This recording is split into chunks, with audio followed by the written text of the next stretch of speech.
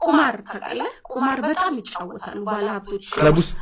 ቤት ያለኩ ቁማር ፊልም የሚሰሩት ከየት ማምጣው አይደለም፣ እዛ ቦታ ስለተገኙ ነው፣ ስለሚያውቁት ፊልም የሚሰራው ማለት ነው። ስለሚያውቁት ነው። በእናት ይጫወታሉ ባለሀብቶች። የሚጫወቱት ህሊናን እስከሚፈታተን ነገር ድረስ ነው። በቤት በመኪና ምናምን ይጫወታሉ። ከዛ ሰው በሚስት ሲጫወት አይተታቃለ አታውቅም። ለምሳሌ በሚስት ይጫወታሉ። ነገ ጠዋት ስልክልሃለሁ መኪና እንድትልካት እስኪባባሉ እነዚህ ሚስቱ እንድትሆን ወይስ አብሮት መተኛት ነው? አብሮሊተኛ ነው እንጂ እዚህ ድረስ ይጫወታል አልኩ። ይኸውልህ እነዚህ አሁን የሚተኮሱ ሴቶች አሉ አይደል?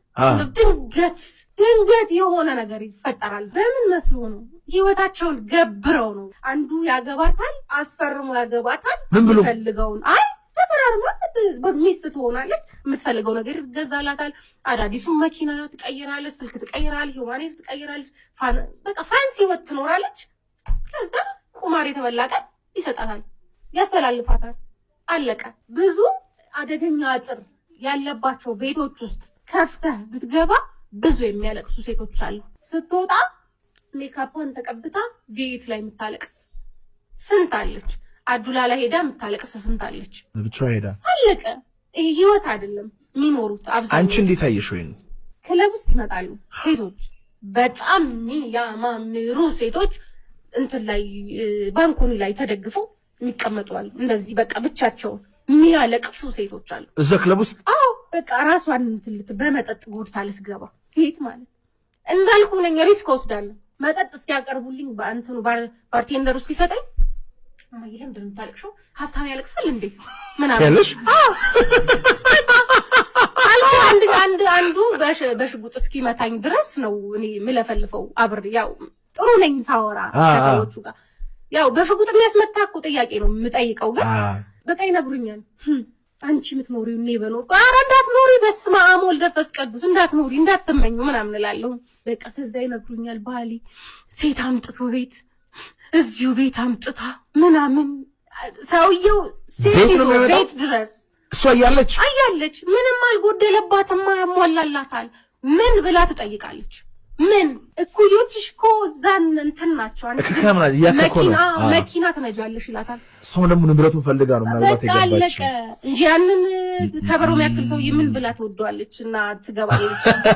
ምን ገንዘቡ ካልሆነ የእውነቴን ነው። ይኸውልህ በጣም ቆንጆ ልጅ እንደዚህ ድሬድ አለው። በጣም ቆንጆ ሰውነቱ ምናምን ከማን ጋር መሰለኝ የመጣው?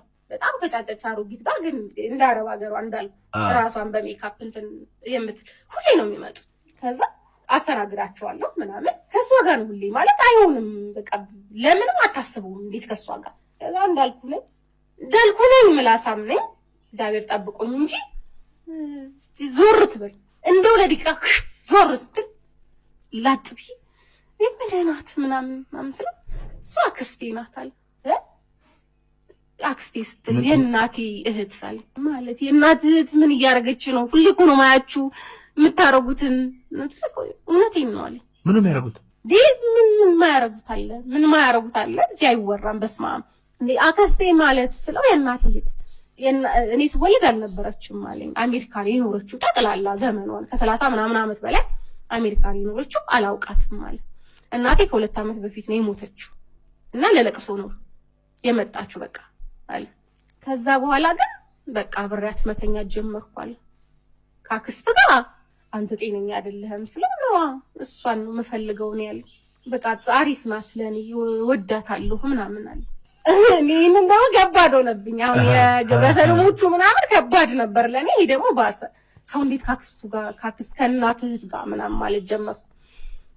ምግብም ሰርተን ቤት አጽድተን ልጅ አጥበን ምግብ ለሱ አቅርበን ደግሞ አንዳንድ አለ ማማስ ቦይ ቁጭ ብሎ ምግቡን የሚጠብቅ ከዛ ማንኪያውን እያንኳኳ ጨምሩልን አይነት ማስታወቂያ የሚሰራም አለ። ይኸውልህ እኛ ከብዙ ነገር ጋር ነው እየተፈተነን ያለ ነው። ይኸውልህ አንድ አድጎ ያልጨረሰን ወንድ ጉዲፈቻ እንወስዳለን። ሄደን አግብተን ጉዲፈቻ ነው እየወሰድን ያለ ነው። አሁን ዘንድሮ ትዳር አይደለም። ይኸውልህ አንድ እንትን ቀበሌ የሚያክል አበባ ይልክና ሽምግልና ብሎ ይመጣል። ከዛ የቤት ሰራተኛ በአበባ ገዝቶ ቤቱ ያስገባል። እኔ እንደዛ ነው አሁን እየገባኝ ያለው።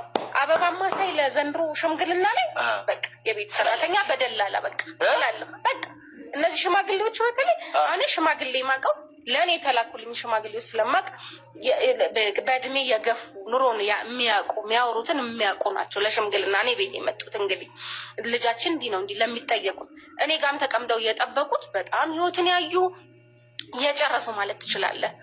እነሱ ናቸው እንግዲህ የመጡት። እኔ ሳቅ ግን አጨረስሽም አንቺ ከባልሽ ጋር መጀመሪያ ጨረሳችሁ ሽማግሌ ይላካል ምናምን ተብሎ ነው እንጂ የኔን ታሪክ እነግርሃለሁ። የኔን ታሪክ እነግርሃለሁ። ምንም አልጀመርም። እኔ የእውነት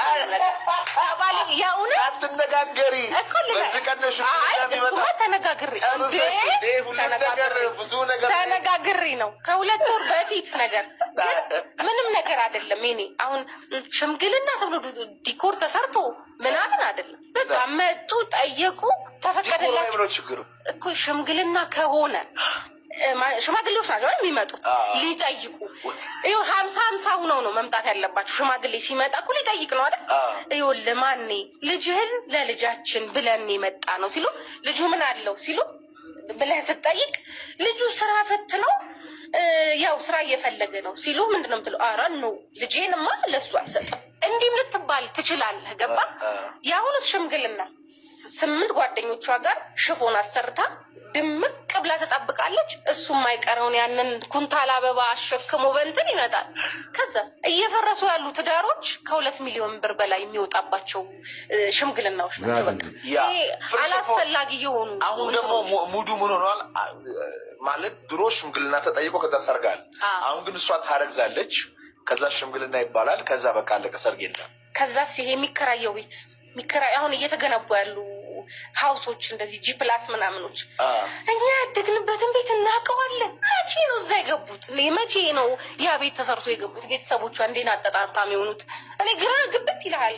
ይሄ የሚከራየው ቤት ለሽምግልና እየተከራየ ነው እንዴ ማለት እኩል ነው ያደግነው እኩል አይደል እንዴ?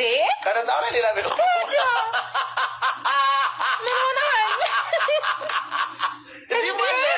ኧረ እነዚህ ሰው መቼ ነው ህንፃ ላይ የገቡት? ፊልም ነው በኛ። ምን ሆነሃል? በቃ ለዛ ነው ትዳሩ እየተፈታ ያለው አርቲፊሻል ስለሆነ ነው። በቃ ትዳር እየተፈታ ያለው ሳንነጋገር እየተፎካከረን ስለሆነ የኔ ሽምግልና ቆይ ከሷ ይበልጣል፣ ቆይ ለሷ እንትን የተላከላትንማ እኔ ያስበልጣለሁ። ሽፎን ቃይ ሽፎን አይሆንም እንትን እንዲሁን ከእንትና ዲዛይን ህይወቱን አይደለም እኮ እየኖረን ያለ ነው። ይሄው መንሱር ምን አለ በሉኝ። ሊቆይ ይችላል፣ ጊዜ ሊወስድ ይችላል። የሆነ ሰዓት ግን በሆነ መንገድ የሆነ ነገር ሲፈጠር ታያለ። ለአላህ ነው የምሰጠው ነው ሁሉን ነገር፣ ለጌታዬ ነው የምሰጠው ነው ሁሉን ነገር። ሰው ላይ ክፋት ሰርቼ አላቅም።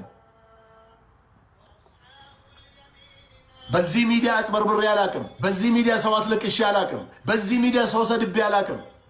በዚህ ሚዲያ ክፋትን አስተላልፌ አላቅም።